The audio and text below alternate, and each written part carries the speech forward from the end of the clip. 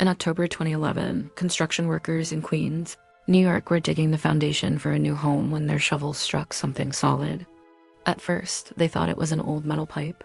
But as they dug deeper, they uncovered something they never expected: a perfectly sealed iron coffin. Inside was the body of a little girl, astonishingly well preserved, dressed in a white lace gown, with long brown hair tied in delicate ribbons.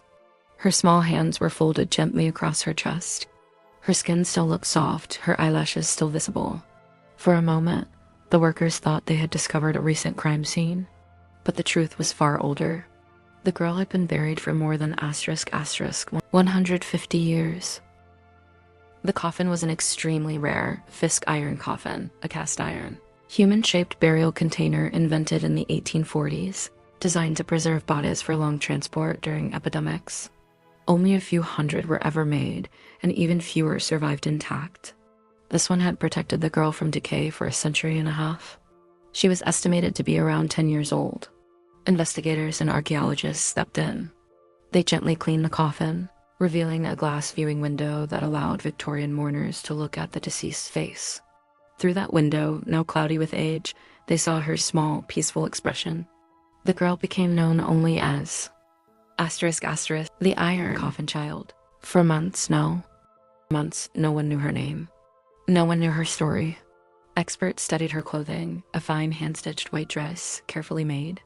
They examined her braid, her delicate silk ribbons, and the flowers placed beside her. These details showed she had come from a family who cared for her deeply. CT imaging revealed something else. Her lungs showed signs of pneumonia. She had likely died during an outbreak. Historians suspected she was buried during the 1849 cholera epidemic, a time when New York was overwhelmed by disease. Fisk coffins were often used to transport bodies safely without leaking contagion. Researchers then examined old maps of Queens and discovered that the construction site had once been part of a church cemetery, one that was forgotten, and later built over as the city expanded. With DNA analysis and archival research, a name finally emerged. She was Marcia Ann Williams, an African-American girl who died around 1851. Her family attended the nearby African Methodist Episcopal Church, whose burial ground once stretched across what is now a residential block.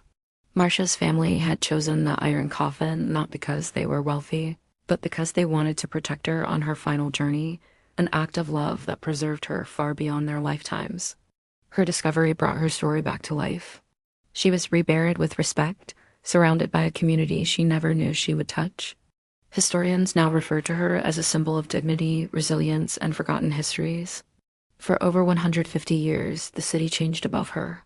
Streets were built, homes rose, and generations passed. But sealed in iron, Marcia Ann Williams slept quietly, her peaceful face preserved, waiting for the day she would finally be found.